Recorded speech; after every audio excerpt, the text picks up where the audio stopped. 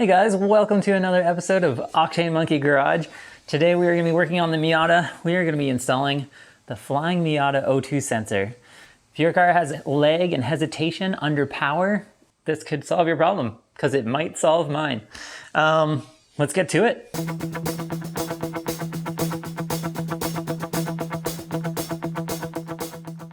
Alright, so to do this modification, you are going to need the Flyin Miata O2 sensor, SIgnal Modifier, some vacuum hose, a T-connector, and some heat shrink. First step is going to be putting a T-connector onto your vacuum, or from intake pressure. So this will be positive and negative pressure. So first line coming out is actually right here at the back.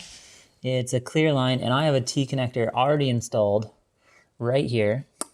And this is kind of where you're going to want to run it, I think. It's the easiest. So I have it running along there, and then there is a grommet right here going into the firewall, just an extra one on the MazdaSpeeds, and I've got my vacuum line going into there. So we come over to the inside of the car. We'll see if you can give you a show. So just to the right of the steering column, you can see our hose right here coming out. That's our vacuum line, and we are running that to this boost gauge here. So I won't have to tee from the one all the way in the bay. I can just tee this one right here, and we're gonna bring that to the high pressure side of our sensor. Now our sensor itself is gonna get wired in. Here's our ECU. I think on later model NA cars, it's behind the passenger seat, and then on early NA cars, it's in under the glove box. Flyin Miata has wiring directions on which wires to grab depending on your years. We're going to be looking for like a light gray wire. So we're going to pull this wiring harness, these three out, and then we'll have a little more access to that area, and we'll get started. We're going to use this blue wire here. That's our signal. And then this black red wire here, that's going to be our ground. And rather than cut these and tee them, I'm just going to expose the wire.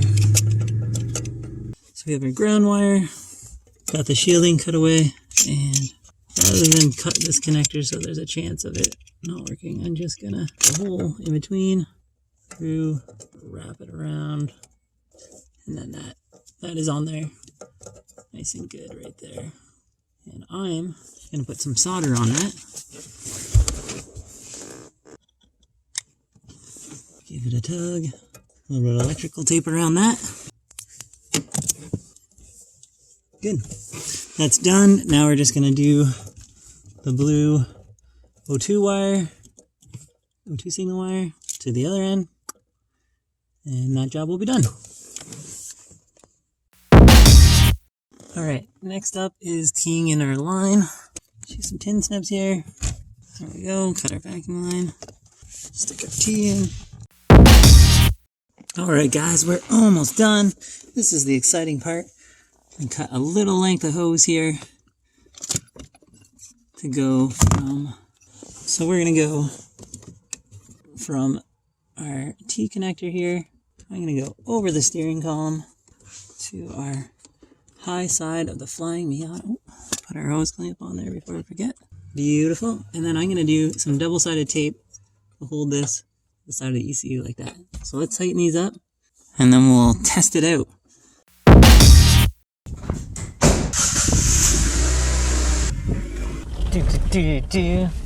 No lights on the dash. Everything is working that way. That feels smooth.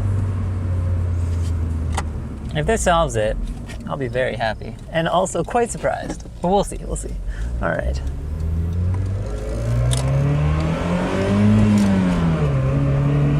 Just rolling on the power.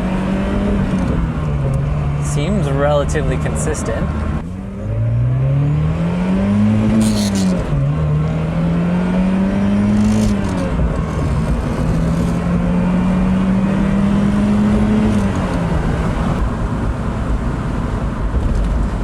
I don't know what to say.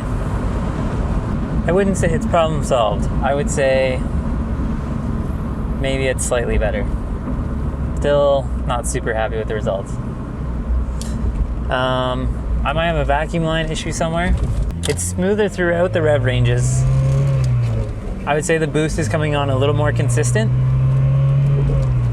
It's not hitting as hard as I would like it to. All right, guys. Well, thanks for watching. We got that all installed now. It works okay. I would say that the power delivery is smoother than it was before. It's not lagging quite as much, or it's lagging at the same consistent spots, which is good. No engine lights, so I would say that's a win. Got all those vacuum lines run, and now